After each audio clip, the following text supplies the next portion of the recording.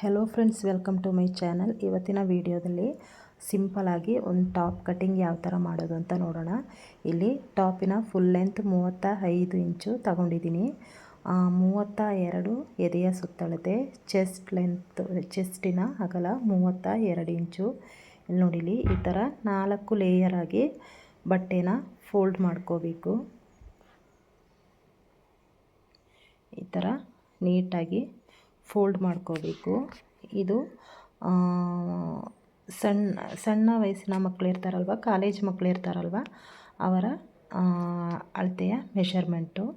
ಬಟ್ಟೆನ ಈ ಥರ 4 ಫೋಲ್ಡ್ ಮಾಡಿಕೊಂಡು, ಈಗ ನಾನು ಫುಲ್ ಲೆಂತು 35 ಇಂಚು, ನಮಗೆ ಎಷ್ಟು ಉದ್ದ ಬೇಕೋ ಅಷ್ಟು ಉದ್ದ ತಗೋಬೋದು. ಆಮೇಲೆ ಈಗ ಚೆಸ್ಟಿನ ಅಗಲ ತಗೋತಾ ಇದ್ದೀನಿ.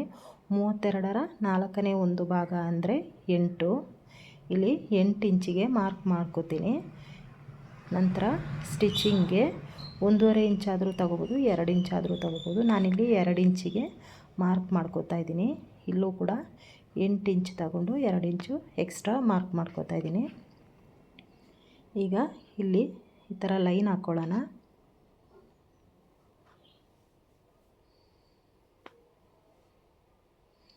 ಈಗ ಶೋಲ್ಡರ್ ತಗೋಬೇಕು. ಇಲ್ಲಿಂದ ಚೆಸ್ಟ್ ತಗೊಂಡಿದ್ದೀವಲ್ಲ, ಈಗ ನೋಡಿ ನಮ್ಮ ಕಡೆಗೆ ಇಲ್ಲಿ ಈ ಥರ 6 ಇಂಚಿಗೆ ಶೋಲ್ಡರ್ ತಗೋಬೇಕು.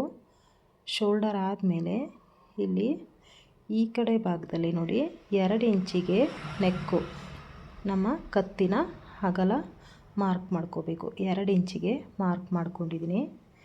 ಆಮೇಲೆ ಶೋಲ್ಡರಿಂದ ಇಲ್ಲಿ ಕೆಳಗಡೆಗೆ 5.5 ಇಂಚಿಗೆ ಹಾರ್ಮೋಲ್, ಕಂಕ್ಳು ಅಂತ ಹೇಳ್ತೀವಲ್ಲ, ಹಾರ್ಮೋಲು ಶೋಲ್ಡರ್ 6 ತಗೊಂಡಿದ್ರೆ ಹಾರ್ಮೋಲ್ 5.5 ತಗೋಬೇಕು. ಆಮೇಲೆ ಇಲ್ಲೂ ಕೂಡ 6 ಇಂಚಿಗೆ ಮಾರ್ಕ್ ಮಾಡಿಕೊಂಡು ಹಾರ್ಮೋಲ್ಗೆ ಈ ಥರ ಲೈನ್ ಹಾಕ್ಕೊಂಡು ಜಾಯಿಂಟ್ ಮಾಡ್ಕೋಬೇಕು. ಇಲ್ಲಿ ಹಾರ್ಮೋಲಲ್ಲಿ 1 ಇಂಚಿಗೆ ಈ ಥರ ಮಾರ್ಕ್ ಮಾಡಿಕೊಂಡು ಇಲ್ಲಿ ಕರ್ವ್ ಶೇಪಲ್ಲಿ ಲೈನ್ ಹಾಕೋಬೇಕು. ಇಲ್ಲೂ ಕೂಡ ಮಧ್ಯಕ್ಕೊಂದು ಮಾರ್ಕ್ ಮಾಡ್ಕೊಳ್ಳಿ. ಆಮೇಲೆ ಇಲ್ಲಿ ಈ ಥರ ಲೈನ್ ಹಾಕೋಬೇಕು. ಈಗ ಶೋಲ್ಡರ್ ಮತ್ತು ಹಾರ್ಮೋಲು ಮಾರ್ಕ್ ಮಾಡಾಗಿದೆ. ನೆಕ್ಸ್ಟ್ ಈಗ ನಾವು ಟಾಪಿನ ಶೇಪ್ ಬರುತ್ತಲ್ವ, ಸ್ಲಿಟ್ ಅಂತ ಹೇಳ್ತೀವಿ, ಆ ಭಾಗದ ಮಾರ್ಕನ್ನು ಮಾಡ್ಕೋಬೇಕು. ಇಲ್ಲಿ ನಾನು 12 ಇಂಚಿಗೆ ಮಾರ್ಕ್ ಮಾಡ್ಕೋತಾ ಇದ್ದೀನಿ. ರೆಡಿ ಅಳತೆ 11 ಇಂಚು, ನಾನಿಲ್ಲಿ ಎಕ್ಸ್ಟ್ರಾ 1 ಇಂಚಿಗೆ ಮಾರ್ಕ್ ಮಾಡ್ಕೋತಾ ಇದ್ದೀನಿ. ಆಮೇಲೆ ಇದು ಹಿಪ್, ನಾವು ಸೈಡ್ ಓಪನ್ ಬರುತ್ತಲ್ವ ಆ ಭಾಗ ಹಿಪ್ ಅಂತ ಹೇಳ್ತೀವಿ. ಇಲ್ಲೂ ಕೂಡ 19 ಇಂಚಿಗೆ ನಾನು ಮಾರ್ಕ್ ಮಾಡ್ಕೊಂಡಿದ್ದೀನಿ. ಇಲ್ಲಿ ಕಾಣಿಸ್ತಾ ಇದೆಯಲ್ವ. ಈಗ ಚೆಸ್ಟು 8 ಇದ್ದಾಗ ಇಲ್ಲಿ ಶೇಪ್ ಬರುತ್ತಲ್ವ, ಸ್ಲಿಟ್ ಹತ್ರ 7 ಇಂಚಿಗೆ ಮಾರ್ಕ್ ಮಾಡ್ಕೊಳ್ಳೋಣ. 7 ಪ್ಲಸ್ 1.5 ಇಂಚು ಸ್ಟಿಚಿಂಗ್ಗೆ. ಇಲ್ಲಿ ಹಿಪ್ ಹತ್ರ ಮೇಲ್ಗಡೆ ನಾವು ಚೆಸ್ಟ್ ಎಷ್ಟು ಮಾಡಿದ್ದೀವೋ ಅಷ್ಟೇ ಮಾಡ್ಕೊಳ್ಳೋಣ. 8 ಪ್ಲಸ್ 2 ಇಂಚು ಎಕ್ಸ್ಟ್ರಾ, ಯಾಕೆಂದರೆ ಸಣ್ಣಕ್ಕಿರ್ತಾ, ಈಗ ಇದನ್ನು ಜಾಯಿಂಟ್ ಮಾಡ್ಕೋಬೇಕು. ಈಗ ಸಣ್ಣಕ್ಕಿರೋ ಮಕ್ಕಳಿಗೆ ನಮಗೆ ಹಿಪ್ ಹತ್ರ ಜಾಸ್ತಿ ತಗೊಳ್ಳೋ ಅವಶ್ಯಕತೆ ಇಲ್ಲ. ಇಲ್ಲಿ ನೋಡಿ ಈ ಥರ ಲೈನ್ ಹಾಕ್ಕೋಬೇಕು. ಈಗ ಇಲ್ಲಿಂದ ಕೆಳಗಡೆಗೆ ಬಾಟಮ್ಗೆ ಸ್ಟ್ರೈಟಾಗಿ ಲೈನ್ ಹಾಕ್ಕೋಬೇಕು. ನಾವಿಲ್ಲಿ ಕೆಳಗಡೆ ಸೈಡ್ ಓಪನ್ ಬರುತ್ತಲ್ವ ಆ ಭಾಗ ಇದು. ಇಲ್ಲಿಂದ ಈ ಥರ ಕೆಳಗಡೆಗೆ ಸ್ಟ್ರೈಟಾಗಿ ಒಂದು ಲೈನ್ ಹಾಕ್ಕೋಬೇಕು.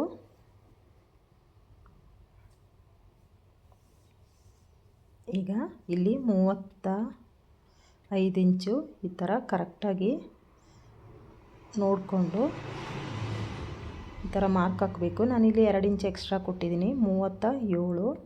ಈ ಥರ ಲೈನ್ ಹಾಕ್ಕೊಂಡು ಈಗ ಕಟಿಂಗ್ ಮಾಡ್ಕೋಬೇಕು. ಈಗ ಇಲ್ಲಿ ನೆಕ್ಕಿನ ಉದ್ದ 5.5 ಇಂಚಿಗೆ ನಾನು ಮಾರ್ಕ್ ಮಾಡ್ಕೋತಾ ಇದ್ದೀನಿ. ಕರೆಕ್ಟಾಗಿ ಸಾಕಾಗುತ್ತೆ. ಇಲ್ಲಿ ಮೇಲ್ಗಡೆ 2 ಇಂಚ್ ಇದೆಯಲ್ವ, ಕೆಳಗಡೆ ಕೂಡ 2 ಇಂಚಿಗೆ ಮಾರ್ಕ್ ಮಾಡ್ಕೋಬೇಕು. 6 ಇಂಚು 6.25 ಇಂಚು ತಗೊಂಡ್ರೆ ಜಾಸ್ತಿ ಡೀಪ್ ಆಗಿಬಿಡುತ್ತೆ. 5.5 ಇಂಚು ಕರೆಕ್ಟಾಗಿರುತ್ತೆ. ಇಲ್ಲಿ ನೋಡಿ, ಇಲ್ಲಿ ರೌಂಡಾಗಿ ನೆಕ್ ಡಿಸೈನ್ ಮಾಡ್ಕೋತಾ ಇದ್ದೀನಿ ನೋಡಿ ಇಲ್ಲಿ. ಈಗ ಆಯಿತು. ಈಗ ಟಾಪಿನ ಕಟಿಂಗ್ ಮಾಡ್ಕೋಬೇಕು. ಕೆಳಗಡೆಯಿಂದ ಕಟಿಂಗ್ ಮಾಡ್ಕೊಂಡು ಬರಬೇಕು.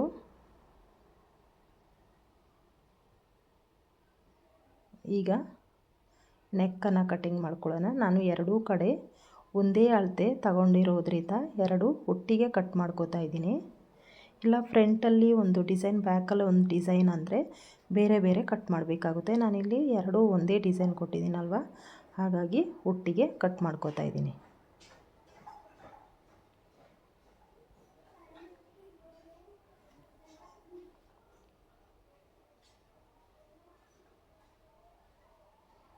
ಈ ಥರ ನಾವು ಮಾರ್ಕ್ ಮಾಡಿದ್ದೀವಲ್ಲ, ಅದ್ರ ಮೇಲ್ಗಡೆ ಈ ಥರ ಕಟ್ಟಿಂಗನ್ನು ಮಾಡ್ಕೊಂಡು ಬರಬೇಕು.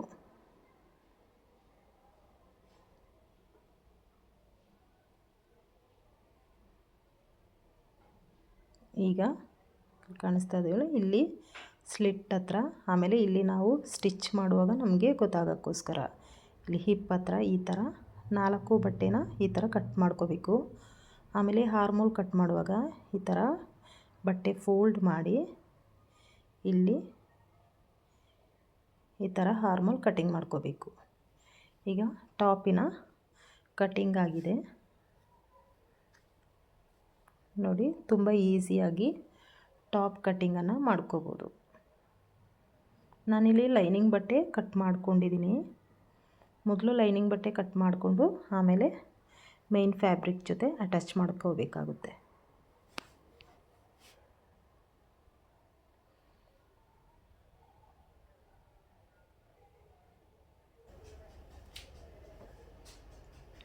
ಈಗ ಮೇನ್ ಫ್ಯಾಬ್ರಿಕ್ ಇದೆಯಲ್ಲ, ಮೇನ್ ಫ್ಯಾಬ್ರಿಕನ್ನು ಈ ಥರ ತಗೊಂಡು ಇಲ್ಲಿ ಫೋಲ್ಡ್ ಮಾಡಿಕೊಂಡು ಲೈನಿಂಗ್ ಬಟ್ಟೆ ಇಟ್ಟು ಅದನ್ನು ಕಟ್ ಮಾಡ್ಕೋಬೇಕು. ಡೈರೆಕ್ಟಾಗಿ ಮೇನ್ ಫ್ಯಾಬ್ರಿಕನ್ನು ಕಟ್ ಮಾಡೋಕ್ಕೆ ಹೋಗಬಾರ್ದು.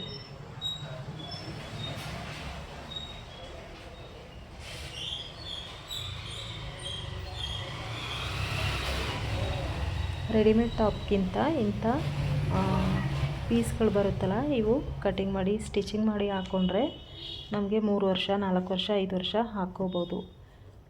ರೆಡಿಮೇಡ್ ಟಾಪ್ಗಳು ನಾವು ಸ್ಟಿಚ್ ಮಾಡಿರೋ ಬಟ್ಟೆಯಷ್ಟು ಬಾಳಿಕೆ ಬರೋದಿಲ್ಲ.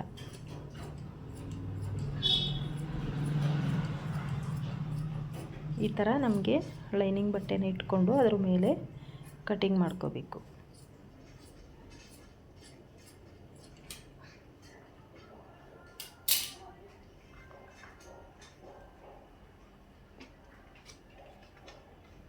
ಮೇನ್ ಫ್ಯಾಬ್ರಿಕ್ ಈಗ ಕಟಿಂಗ್ ಆಗಿದೆ. ಈಗ ಸ್ಲೀವ್ ಯಾವ ಥರ ಕಟಿಂಗ್ ಮಾಡೋದು ಅಂತ ನೋಡೋಣ. ಈ ಥರ ಫೋಲ್ಡ್ ಮಾಡ್ಕೋಬೇಕು. ಇಲ್ಲೂ ಕೂಡ 4 ಲೇಯರ್ ಬರುತ್ತೆ ನೋಡಿ. ಈ ಥರ ಫೋಲ್ಡ್ ಮಾಡ್ಕೋಬೇಕು. ಈ ಥರ ಫೋಲ್ಡ್ ಮಾಡಿಕೊಂಡು ನೋಡಿ, ಇಲ್ಲಿ ಈ ಥರ 4 ಲೇಯರ್ ಆಗಿ ಇಟ್ಟು, ನನಗೆ 4 ಇಂಚು ಬೇಕಾಗಿರೋದು ತೋಳಿನ ಉದ್ದ. ನಾನಿಲ್ಲಿ 5 ಇಂಚಿಗೆ ಮಾರ್ಕ್ ಮಾಡ್ಕೋತಾ ಇದ್ದೀನಿ. 4 + 1 ಫೋಲ್ಡಿಂಗ್ ಮಾಡುವಾಗ ಕರೆಕ್ಟಾಗಿ 4 ಇಂಚು ಬರುತ್ತೆ. ಆಮೇಲೆ ಕೆಳಗಡೆ ಬಾಟಮಲ್ಲಿ 5.5 ಇಂಚು ಪ್ಲಸ್ 1.5 ಇಂಚು ಸ್ಟಿಚಿಂಗ್ಗೆ. ಆಮೇಲೆ ಇಲ್ಲಿ ಮೇಲ್ಗಡೆಯಿಂದ 2 ಇಂಚಿಗೆ ಈ ಥರ ಲೈನ್ ಹಾಕೋಬೇಕು. ಆಮೇಲೆ ಹಾರ್ಮೋಲ್ ರೌಂಡಿಗೆ 7 ಇಂಚಿಗೆ ಮಾರ್ಕ್ ಮಾಡ್ಕೋತಾ ಇದ್ದೀನಿ. 7 ಇಂಚು, ಆಮೇಲೆ 1.5 ಇಂಚು ಎಕ್ಸ್ಟ್ರಾ. ಈಗ ಇದನ್ನು ಈ ಥರ ಲೈನ್ ಹಾಕೋತಿದ್ದೀನಿ ನೋಡಿ. ಈ ಥರ ಶೇಪ್ ಕೊಡಬೇಕು. ಈಗ ಸ್ಲೀವ್ನ ಮಾರ್ಕ್ ಮಾಡಾಗಿದೆ. ಈಗ ಕಟಿಂಗ್ ಮಾಡ್ಕೋಬೇಕು. ಇದು ಕಾಲೇಜ್ ಓದೋ ಸಣ್ಣ ಮಕ್ಕಳು ಇರ್ತಾರಲ್ವ, PUC 10ನೇ ಕ್ಲಾಸಲ್ಲಿ ಓದೋ ಮಕ್ಕಳು ಇರ್ತಾರಲ್ವ, ಅವ್ರ ಅಳತೆಯ ಟಾಪು. ಇಲ್ಲಿ ಮಧ್ಯಕ್ಕೊಂದು ಮಾರ್ಕ್ ಮಾಡ್ಕೋಬೇಕು.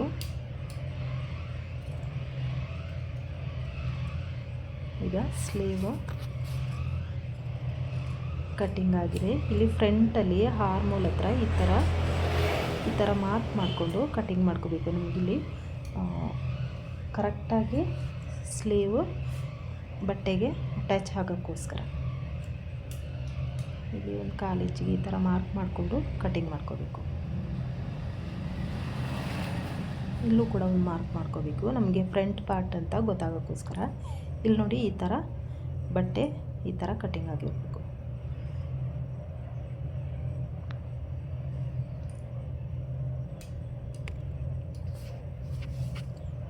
Okay, thank you for watching.